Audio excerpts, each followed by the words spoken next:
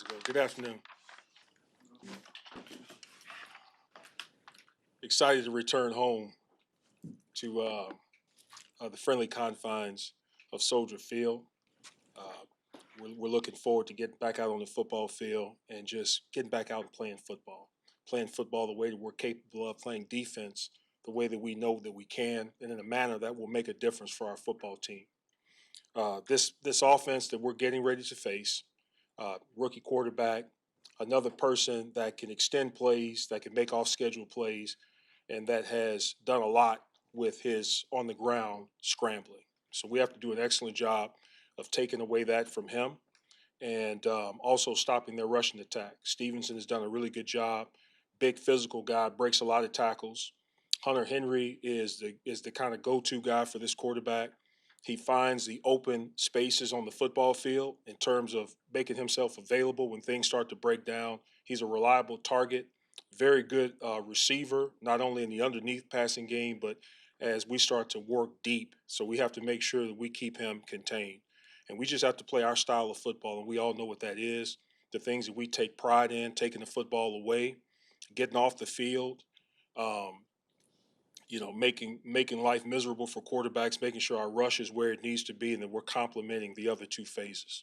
So just excited to get on the field and watch our guys respond and play with a lot of enthusiasm. With that, I'll take your questions. Eric, how do you quantify the loss of Andrew Billings and what that means for whoever's behind him, whether it's Pickens, Williams, any of those guys? It's huge. I mean, Andrew, just a big physical guy. He's elevated his game this year in terms of being able to affect the quarterback. He can play from his position to the sideline, so there's no replacing Andrew. And besides that, he's his leadership, the example that he sets every single day in the meeting rooms and on the practice field. We'll step up behind him, but it's something that you don't replace a person like that, a pro like that. But I have tremendous confidence in the players that will step into that position and give us a chance to go out and do the things that we need to do. What did you see on the game video in terms of the ability to stop the run last week that was consistent? Well, just we the margins, if you will, just some of the areas in the margins that you have to be really good, really consistent with, really decisive with. We fell short in that regard, and that starts with me, making sure that we're prepared for every type of run concept that we can see. The guys, our physicality, our effort on perimeter run plays, all those things are outstanding. We just have to make sure, I have to make sure that when the runs declare themselves, whether they're gap scheme runs, wide zone, whatever it is, that our guys feel comfortable in playing downhill and knocking those things out. Do you feel like the defense was uncomfortable Sunday pretty consistently? Because it seems like it's been building up to that as the season has gone on. The run defense has kind of been a struggle for you guys. Well, there's the run defense and there's our level of comfort. As far as the first thing that you asked, absolutely not. Walking out of the locker room and watching the way we competed on that first series, going 3-and-out, I saw the same things that I see in practice that I've seen throughout the entire season when we've had standout, complete performances. Sunday was a day that to the best happens to the best of us. The resolve and the toughness, the mental toughness, and the eagerness to get back out on the football field and to right our ship. I have all the confidence in the world in our guys. What would the return of Montez mean for that? Just that energy that you want to show there. Well, Montez, he's a Pro Bowl caliber player. He's a person that's capable of making standout plays and forcing the issue at any given point. Either forcing the quarterback to make off schedule throws, which we can benefit from that by intercepting the football. He's excellent at the point of attack. What he adds, the value that he adds to our defense is, we're all well aware of that. So we'll be excited to have him back out there. His influence, his leadership, his talent, and it'll make a difference for us. When you say being better on the margins, do you mean, can you expand on that? Do you mean diagnosing what type of play it is? Do you mean executing specific assignments? What is that? The granular details, all of the details that go into allowing a defense, and I'm talking about a complete defense, and I'm talking about from the individual person at the point of attack to the people away and how we need to address things Just some of those minor granular details that will make a difference. And you're defending that run and then keeping it in front of you, or that thing can break out. It's the National Football League. And if you aren't on top of those things, the teams that we'll face, the offenses that we'll face, they'll exploit that. How much are injuries at the root of the issues, at least last week? Because I know you preach next man up, but there's a next man up for Sweat. It seemed like that was a breaking point. Well, I won't ever default to a player not being available as a source or as a reason for a performance not being the way that we want it. As I mentioned, you don't replace guys like Andrew, you don't replace Montez, but there's a reason why we have the depth. There's a reason why we developed the depth that we have on this roster. We expect that next person to step in and not be Montez or anybody else, but play to the limit of his ability. And, Jacob Martin was a perfect example of that. Jacob Martin came into the football game, and I believe I stood here a week ago and I said I expect a significant leap in his contribution, and he only had a sack. He had another pressure. He made a very decisive play at the end of the game when they were running the football, and so he was able to exploit what he can do. Austin Booker is another person that did some really nice things in the game. Chris Williams, and so we like our depth. Our standout players are who they are and what they add to our defense, but we like the people that we have rotating in the game. Eric, do you anticipate Tyreek Stevenson will be back at his starting cornerback position? Yeah, Coach Eberflus will announce the starting lineup when he's ready to do that. I just know that Reek's attitude last week during the game was outstanding. Uh, I don't know if you're able to see the TV copy, but once we got off the field on that first series, he was the first one out to the numbers, encouraging and congratulating his teammates. And then when he rotated into the ball game, he made a heck of a play in stripping a ball away from the intended receiver. So, and he's doing a nice job out in practice yesterday, and so he'll be ready to go. Eric, you guys have done a really good job. Whenever Jack's on the field, it seems like your base defense has been really effective. Was there something Arizona did that other teams had not done that was able to get a couple explosives when Jack was on the field? No. It goes back to what I mentioned at the outset. Just being on top of some of the details, and everything starts with the line of scrimmage, attacking and disrupting. When teams start to pull offensive linemen and the gaps change, we have to make sure that we disrupt those things at the line of scrimmage level to make it cleaner for the guys at the second level, our safeties, our linebackers. So no, there was no scheme, or there was no plan of attack that we hadn't seen or prepared for. You mentioned Drake May and his legs, particularly in this last outing against Tennessee. What stood out to you about how productive he was as a rusher? The size and the speed. He's not looking to slide. Once he decided that he couldn't go to his go-to target was covered or wasn't available, then he turned into a running back. And he's got tremendous size and speed. He's decisive, and it's just that's just tough.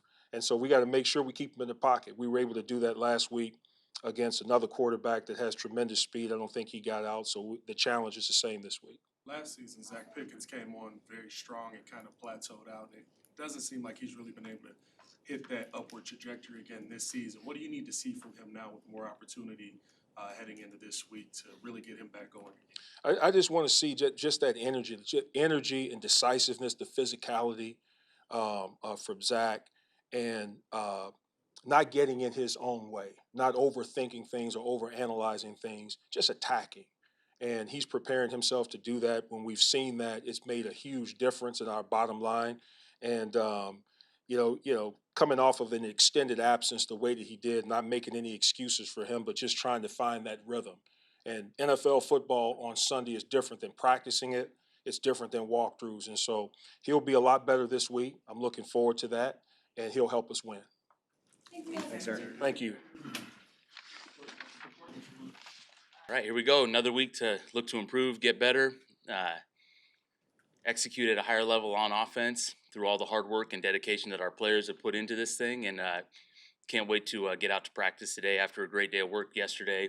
And can't say enough about how the group responds every single week through the good and the bad, maintaining that positive mindset and that ability to be forward thinking and competitive and looking to improve the thing and get things going. So with that, we'll open it up to you guys. What's been your evaluation of DeAndre Swift's season up to this point?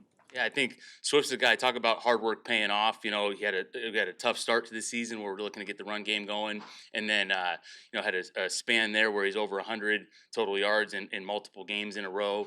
You see him, his toughness, his quickness, his ability in the run game and the pass game to be a multifaceted player for us. So everything he does, some of the hurdles that he's had within the course of the games, or some of the special runs he's had, like in the Washington game down the left sideline, I think are just a product of how hard he works and how hard everyone plays for him because they see what he does. And with Ryan Bates working his way back in and the struggles you guys have had protecting Caleb up the middle, do you think that maybe that center competition could be back open, or do you expect to see him more at right guard? Yeah, right now I think Brian's done a great job of working his way back into the mix, coming off of injury right there. I think Coleman's done a great job of controlling the inside of the line as far as communication and calls. And then every week, we'll have to deal with, whether it's injuries or different things that are happening, where guys will cross-train and get ready to play the potential of multiple spots within the game. And we know we have all the confidence in the world of Ryan to play all three of those inside spots. But as every week goes, we'll evaluate it by the end of the week and as different circumstances play out. But in terms of that right now, just looking for Ryan to keep putting good stuff on tape every day in practice like he's continued to do as he's worked back from his rehab. Shane, I know development of rookie quarterback is not linear, that's understood, but just by the eye test, when you look at Caleb the last couple weeks, by the way he plays the position, it just looks like he's regressing. Why is that wrong? Why is that not right? Yeah, I think for Caleb, every week is going to be a new set of circumstances that he's dealing with, different defensive structures, different blitz patterns, all the things that play out. And so for him, each week, just continue to work, playing clean eyes, clean feet, playing fast in the pocket right there. And it's something that, looking through all the different young quarterbacks, there have been some ups and downs as the process has taken place. And the thing that gives me all the confidence in the world in Caleb is his dedication to his craft, the way he comes into work every single day. And so we'll keep working and coaching him and the guys surrounding him, working their butts off to get this thing going and get it going in a consistent manner. Is it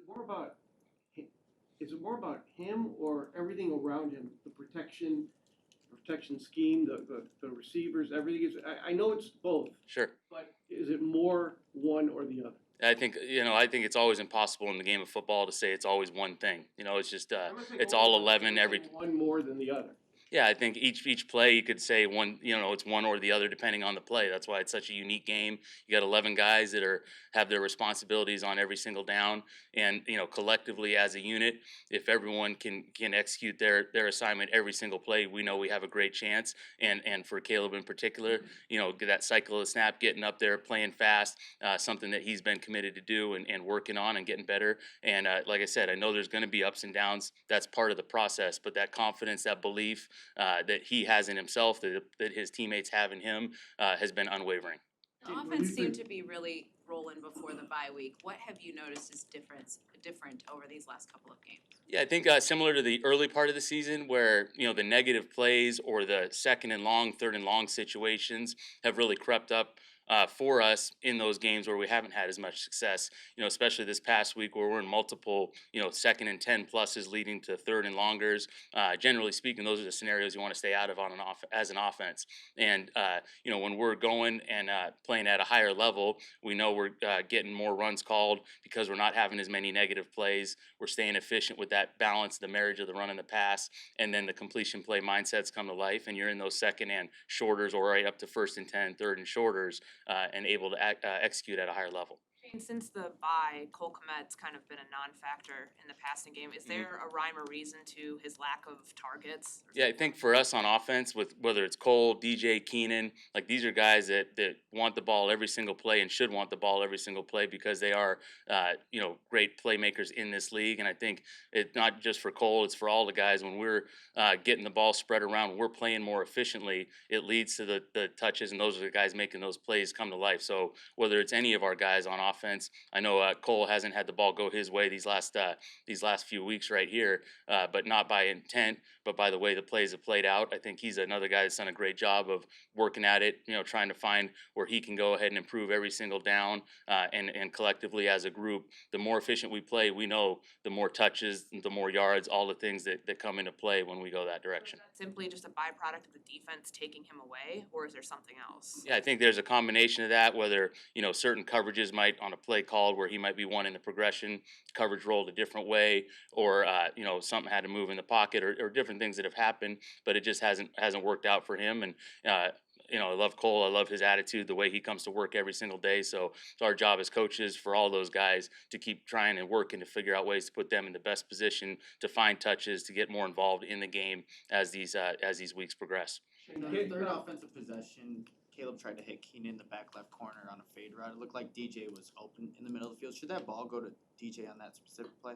On these, when we're going through our progressions there, when we got number one, he feels like have a chance at it. He's doing a good job of reading through his progression right there. And there's going to be, people on the backside where there are 2, 3 in progressions that will come open from time to time. But I think Caleb's done a good job in some of those scenarios, like those one-on-ones, had a chance at Rome on a one-on-one, had a chance at Keenan, where we're trying to get those things done. And we miss them. Other weeks we've hit those. And obviously in the red zone, you talk about those matchups or executing at a high level on those plays. Weeks before when we're, multiple touchdowns in the red zone, those scenarios are playing out. So I think playing fast and not bypassing one and having the confidence to keep taking those shots, regardless of the outcome, as long as the process through the play is right.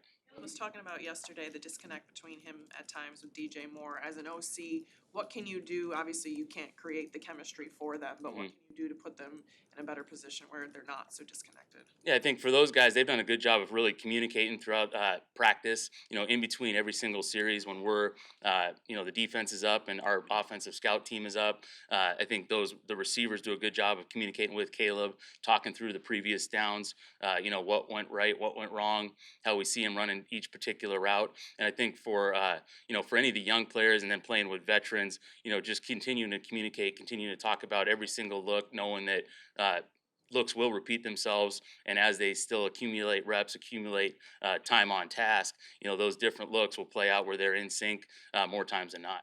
Why do you guys? Caleb's sack percentage is higher than anything you've had in Seattle. Is that just because he's a rookie quarterback, or is there more at play there? Yeah, I think the going back to the sacks there, it is something you talk about. I know you'd posed the question earlier, one or the other different things. To me, that's like the ultimate team stat right there, because each one of these plays, there's certain times where it's on the quarterback to have the ball out. There's certain times where if he does get flushed, go ahead and a throwaway is okay. And then there's other times where a defensive scheme might hit home quicker than anticipated, and you got to be able to play the next down. So I think overall as an offense, the high number of sacks is something that we really started to hone in on, and we've talked about obviously every week. But as they accumulate, that's a big goal of ours to reduce that number, because that goes back to the second down execution, third down execution. Because the more of all the stats, of all the negative play stats, sacks are ones that impact the drive's expected points more than anything. So we're working through all the different causes there. When there's so many facets to it, how do you improve it? I mean, it seems like, because there's so many different things you got to Mm-hmm. Right? Yeah, I think that's our job, and that's why it's a great job, because we got to work with everybody, got to talk through every single issue every week, kind of like the talk about receivers with different coverage contours, different things that play out, the different patterns or the different reasons for each individual sack. Being able to learn from those, and whether it's a situation where it's a ball out play and something got off there, or whether it was a edge on a pickup issue right there. Making sure that we're not making the same mistake twice moving forward as an offense, and we're honing in on all those different things. And like I said, that's a week-long process every single week when we're talking about our protection strategy, the plays that we're putting the players in position to make right there. It all goes together, and it's something we'll continue to work on, because that is an area that we do need to improve on. Shane, this might go along with what you've been kind of talking about, but with the pre-snap penalties, is there a trend to those? Yeah, I think it goes, the games that we've had success, we've limited those. I think we've gotten better overall as an offense with our operation, being at the line of scrimmage, going on some of the different road environments, being good with those, being tuned into we know some of the things with the line of scrimmage about where our alignments are, know what the rules are, being on point with those, and again, those are things similar to sacks, not quite as detrimental, but they're still knocking you off schedule. So anything that we can control is something we got to keep working on to have that goal of every single game. No pre-snap penalties. It's always going to be a starting point because physical penalties can happen, right? Someone gets edged and a hold might occur, not intentional, but some of those physical penalties, and we still coach those the same as avoiding them. But any pre-snap penalty, those are all things that we can control through the actions of our own offense right there. Why is that such a struggle for you guys? Because I know it's going back before you, but this is something that the Bears have been dealing with offensively for a couple of years now. Why is it the pre-snap penalties keep happening, and it seems like with the same people?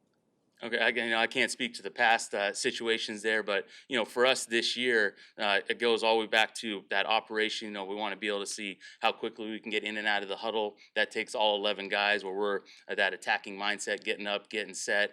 So we have that time, that comfort level at the line. If we need to adjust something, we're not in a situation where we have maybe 2 men in motion because we're a little bit late getting set. So we'll always talk about it, getting our cleats in the ground, all 11 players getting ready for the cycle of the snap. And to me, those are all things that come with the speed and the mental mindset of attacking the line of scrimmage, whether it's a tempoed play or it's just a regular huddle call right there. Cleats in the ground. How many seconds can we steal on every play before the ball snapped, so we have that extra comfort level and we can avoid those pre-snap penalties? Is it concerning to you that 10 weeks into the season, that comfort level still isn't there at this point? I think something when there's a problem, like I would say with the sacks or with the pre-snap penalties, those are issues that we need to keep working to fix because they've lingered a little bit longer, obviously, than what we're looking for right there. So again, those are things we'll address, we'll talk through, always giving the guys the why, and then now it's about going out and executing. All right, thank you. First of all, excited to get back to Soldier Field this week. Obviously, our guys got a look in their eye of fire and ready to rock and roll. So I really like that. Got a huge challenge this week on special teams. Historically, the Patriots have always been good there, and it's really no different under Mayo. They have a really good return game. They're covering well, so it'll be a good challenge for our guys, and we're excited for the challenge. So with that, I can open it up to questions. Is there a coaching point for Javon on that play, or is that one that you guys turned in? How did you see that evolve? Yeah, well, sometimes the action is not the intent, and in that moment, Kevin, the official, deemed the action as leverage when a player appeared to be bracing himself. So what I have to do from a coaching standpoint is I got to make sure that I coach better in that situation when we have guys that are going underneath our defenders and they're trying to protect themselves, because health and safety of our players is the most important thing to me. So again, I just got to look at that more, which I have and I will. And obviously it's a critical penalty in the ball game, ahead of 2 minutes. We won't say that it's not. That's a critical penalty ahead of 2 minutes, So where you had them maybe for potentially 3 points and then now 4, 4 point, you guys know it's a 4-point swing there. So field goal into a touchdown. Obviously I don't take that light, and I don't sleep well throughout the week when mistakes like that happen, but we're looking forward to growing and getting better from it and learning from it. Do officials have to ref better in those situations? Yeah, I can't comment on that, Mark. Seriously, do you dispute the call? Listen, I know about commenting on officials, and I like to keep all my money in my pocket, but I understand what you're saying. Yeah, I understand your question. Well, what about It's a good question, Mark. Cairo's field goal in the hail? Yeah. What was it like being part of that operation, and what did you think of how those guys handled it? Yeah, I thought it was awesome the way they handled it. Obviously the roof was open and we didn't expect it. I mean, we always expect a little weather, but we didn't expect it to start hailing right there, at that moment of the game when we were getting ready to kick a 53-yarder. But I can't say enough about Torrey and Cairo and Scott in that situation, because Torrey knew right away when it started hailing, He went right to the equipment staff and say, "Hey, I need my glove." The equipment staff was ready. They gave it to him. Cairo was poised, and for Scott to come out and snap that ball like that, which is really hard to do. You could have especially on a longer kick. So Cairo did a great job in the game. I love the operation there, and he's done a great job of being consistent, being clutch, and performing when we need him. So he kicked all of those field goals last week, and I can't say enough about how well that kid is doing and how much he cares about the team. What would you say at the midway point of the season that you learned about yourself in terms of the new kickoff rules, but also the way that you can teach it? Yeah, I mean, midway through the season, I just look at it and just you're starting to see a little bit more scheme now, which is really it's exciting with the new kickoff rule to see more scheme. And then the ways I have looked at it, or what ways can we pin our opponents for our defense, and then what ways can we create more field position for our offense, i.e. leverage, hand placement, hat placement. Those are the things we're focusing on and keying on. So that's what I would say to that. What do your guys got to know about Marcus Jones? Yeah, again, unbelievable returner. I really like Marcus coming out. I got a lot of respect for him. Me being from Houston, I kind of watched him from afar when he was at Houston as well. A really dynamic player. Does a great job. I think he is very decisive. I think he has great instincts, great explosion. He can make you miss. He can break tackles. I think this kid's a really good player. And then I also think that their core, they have some very dynamic players in their core. The Schooler kid is outstanding, 41. Christian Ellis, who I crossed paths with before, is playing unbelievable. Other players that are there that I crossed paths with, Joey is doing a great job, Sly. And then you take a look at their other guys. I mean, when you just take a look at across the board how they play together and how they complement one another, it's going to be a tough challenge. And Mark has done a great job making dynamic, game-changing plays. You guys know he had that walk-off touchdown before to win a game. He's a good player. We got to be on our P's and Q's. But we are excited as hell to play him. I can promise you that. Good. Thanks.